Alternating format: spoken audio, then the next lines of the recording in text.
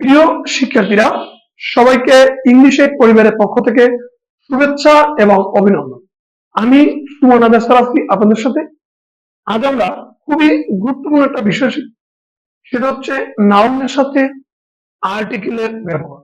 এটি academic level 6, 7, 8, 9, 10 কিংবা intermediate কিংবা যে কোনো জব প্রিপারেশন বা আপনি ফ্রি হ্যান্ড রাইটিং কিংবা ট্রান্সলেশন করতে চান কিংবা ইংলিশে কথা বলতে চান, সব জায়গায় এই বিষয়গুলো দরকার আছে।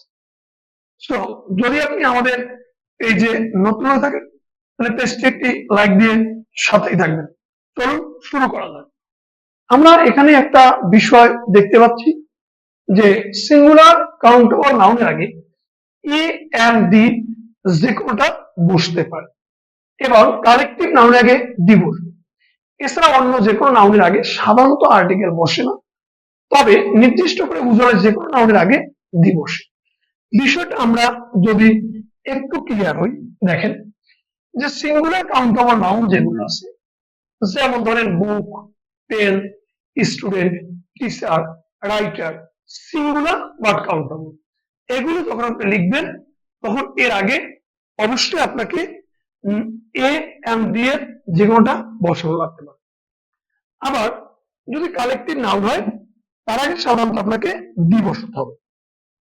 কালেকটিভ নাউনের আগে সাধারণত ডি বসবে, কালেকটিভ নাউনের আগে ডি বসবে।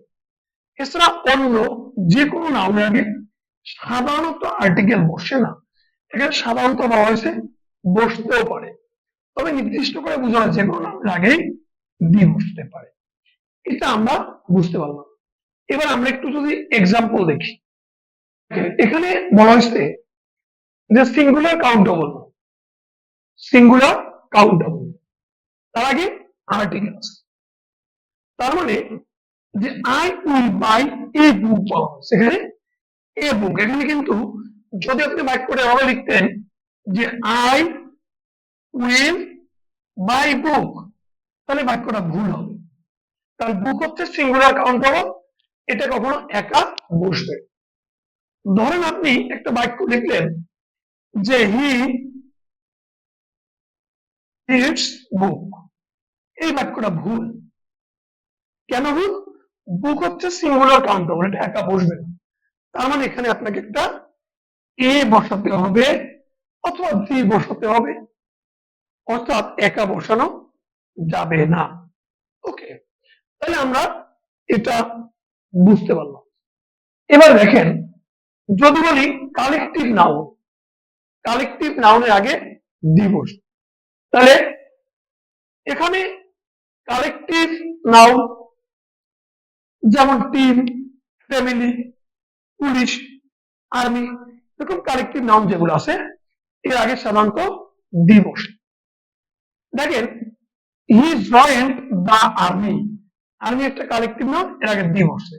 যদি আপনি বলতেন শুধু আর্মি, হি জয়েন্ট আর্মি, তাহলে হতো হি জয়েন্ট দি আর্মি, অর্থাৎ কালেকটিভ নাউনের আগে সাধারণত ডি বসে। এবারে আসেন, দেখেন এখানে 3 নাম্বার যে রুলসটা বলা হয়েছে যে proper noun, uncountable noun, plural noun, এর আগে সাধারণত আর্টিকেল বসে না। তাহলে কি বলা হয়েছে যে প্রপার নাউন, আনকাউন্টেবল নাউন কিংবা প্লুরাল নাউন, এর আগে সাধারণত কি বসে না? আর্টিকেল বসে না। যেমন Suman is a teacher, Suman একটা প্রপার নাউন, এরা কোনো আর্টিকেল বসানো হয়নি। এখানে টিচার আগে একটা এ বসছে, কেন বসছে? টিচার হচ্ছে সিঙ্গুলার কাউন্টেবল, আর সিঙ্গুলার কাউন্টেবল আগে একটা এ এম দিয়ে একটা কিছু বসে। বুকস আর ভেরি ইজি, এখানে বুকস এর আগে কোনো আর্টিকেল বসেনি, কারণ এই বুকস আসলে নির্দিষ্ট করে বইকে বোঝানো হয়নি, বইগুলো, এটা plural noun. Honesty is the best policy, এখানে অনেস্টির কোনো আর্টিকেল বসানো হয়নি, কেন? অনেস্টি একটি আনকাউন্টেবল। তাহলে প্লুরাল নাউন, আনকাউন্টেবল নাউন কিংবা প্রপার নাউনের আগে সাধারণত আর্টিকেল বসে না। ধরেন আপনি বলেন যে আই কালেক্ট এ ওয়াটার, তাহলে এই বাক্যটা কিন্তু হবে না। কেন হবে না? ওয়াটার আনকাউন্টেবল, এর আগে এ বসানো কি যাবে। যদি বলে যে আই রিড বুকস, এখানে কিন্তু বুকস এটা প্লুরাল, এখানে কোনো আর্টিকেল বসানো যাবে। এখন এখানে একটু ব্যতিক্রম আছে। ব্যতিক্রমটা কি? প্রপার নাউনের আগে আর্টিকেল বসে না, এটা সত্যি কথা। তবে কিছু প্রপার নাউনের আগে আর্টিকেল বসে, যেমন নবীর নাম, পত্রিকার নাম, বিখ্যাত কোনো জাহাজের নাম, দিকের নাম, এরকম কিছু কিছু প্রপার নাউন আগে দি বসে। যেমন the Padma is a big river, the Padma is a big river. এখানে কেন কেন দুই বসলো? কারণ পদ্মা একটা প্রপার নাম এবং এরকম কিছু প্রপার নাউন আগে দুই বসানো যাবে। এগুলো হয়তোবা অনেকেই জানেন। এখন কথা হলো এগুলোতে আর্টিকেল কখন বসাবো, এটা আমাদের একটা গুরুত্বপূর্ণ বিষয়। দেখেন এখানে একটা গুরুত্বপূর্ণ বিষয় আছে, সেটা হচ্ছে এনি নাউন। এনি বলতে যে কোনো ধরনের নাউন, সেটা প্রপার নাউন হোক, কমন নাউন হোক, সিঙ্গুলার হোক, প্লুরাল হোক, কাউন্টেবল হোক, আনকাউন্টেবল হোক, যে কোনো নাউনের আগে আমরা দি বসাতে পারবো যদি এই নাউনের পরে কোনো প্রিপজিশন, কোনো আইএনজি, কোনো পাস্ট পার্টিসিপল অথবা কোনো একটা ক্লোজ মার্কার থাকে, তখন আপনাকে ওই নাউনটা আগে অবশ্যই দিয়ে বসাতে হবে, কারণ তখন ওটা নির্দিষ্ট হয়ে যায়। যেমন ধরেন বলা হলো the books on the table are novels, এখানে অন দ্য টেবিল আছে বুকস এর পরে, বুকস হলো প্লুরাল, তাহলে বুকস এর পরে আছে অন দ্য টেবিল, টেবিলের উপরের বইগুলো। তাহলে কোন বইগুলো? টেবিলের উপরের বইগুলো। তার মানে এই বইগুলোকে নির্দিষ্ট করে বোঝানো হয়েছে। যেহেতু নির্দিষ্ট করে বোঝানো হয়েছে, এজন্য বসছে দা বুক। তার মানে ইনফরমেশন একটা আনকাউন্টেবল নাউন, তার আগে আর্টিকেল বসার কথা নয়। কিন্তু দেখেন ইনফরমেশন অন পপুলেশন, তার মানে জনসংখ্যা সমস্যার উপরে তথ্য। এখানে তথ্যটা একটা নির্দিষ্ট তথ্য, কার তথ্য? জনসংখ্যা সমস্যার উপরে। তাহলে এইখানে একটা দি বসছে, কারণ ইনফরমেশনটা নির্দিষ্ট করে বোঝানো হচ্ছে। দেখেন এখানে বয়েস সুইমিং ইন দ্য রিভার, নদীতে সাঁতাররত ছেলেগুলো।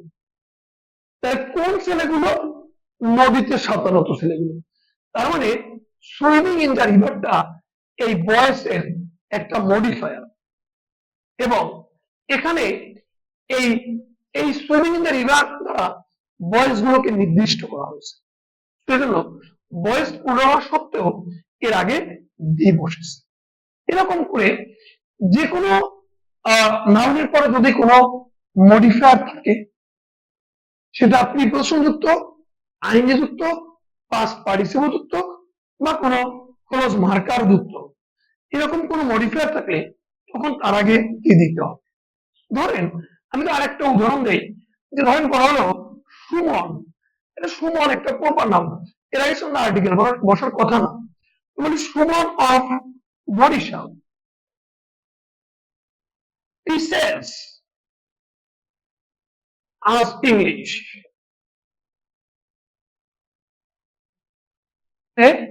বরিশালের সুমন আমাদেরকে ইংরেজি শিখায়।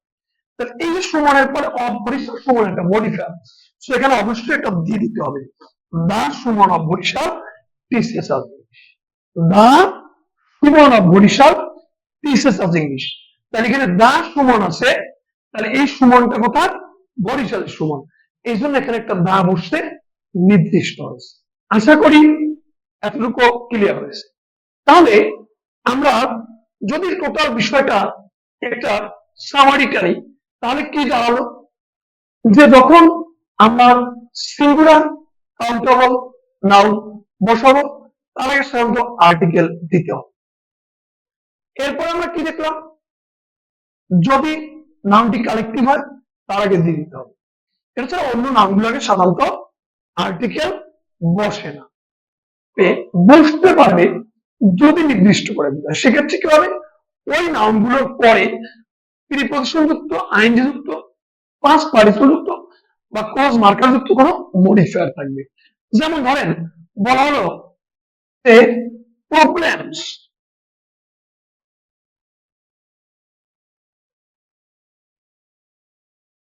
Problems solved by students are very difficult were very difficult। সেক্ষেত্রে এখানে প্রবলেমস আছে, এখানে একটা দি বসবে। কেন বসবে? এখানে সলভ বাই স্টুডেন্টস, ছাত্রদের দ্বারা সমাধানকৃত সমস্যা। তাহলে কোন সমস্যাটা? ছাত্রদের দ্বারা সমাধানকৃত সমস্যাটা। এই জন্য এখানে একটা দি বসছে, প্রবলেমস প্লুরাল হওয়া সত্ত্বেও। এরপরে আমরা আর একটা নিয়ম একটু দেখি। এখানে একটা নিয়ম দেওয়া হয়েছে, সিঙ্গুলার কাউন্টেবল নাউন, যেটা আমরা কমন নাউন বলতে পারি। কমন, এটা যখন প্রথমবার আসে তখন এ অথবা এম দিতে হয়। এরপরে ওই বাক্যে যতবার আসবে ততবার আপনাকে দিতে হবে। যখন প্রথমবার আসবে তখন এ অথবা এম দিতে হবে। এরপরে ওইটা ওই সেন্টেন্সে যতবার আসবে ততবার আপনাকে বি ব্যবহার করতে হবে। যেমন দেখেন যে আই বট আ কাউ, এখানে কাউ একটা সিঙ্গুলার কাউন্টেবল, একটা এ আসছে কারণ প্রথমবার আসছে। আবার বলা হলো দ্বিতীয়বার এসে দা কাউ হয়ে গেল, কারণ প্রথমবার যখন আপনি কাউটা কিনেছেন তখন ওটা আপনার কাছে আননোন বা অপরিচিত ছিল। যখন দ্বিতীয়বার আসবে কাউটা আপনার পরিচিত হয়ে যাবে।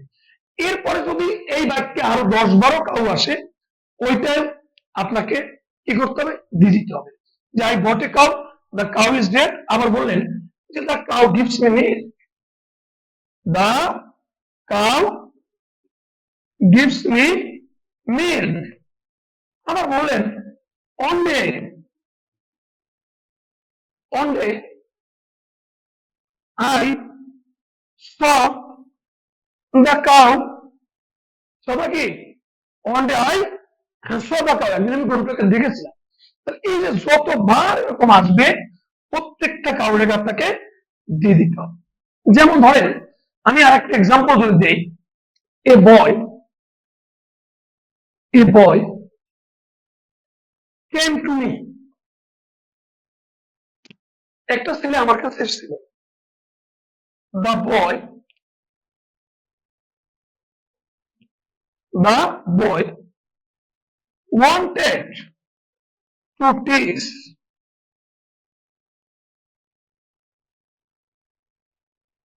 the boy wanted to learn English।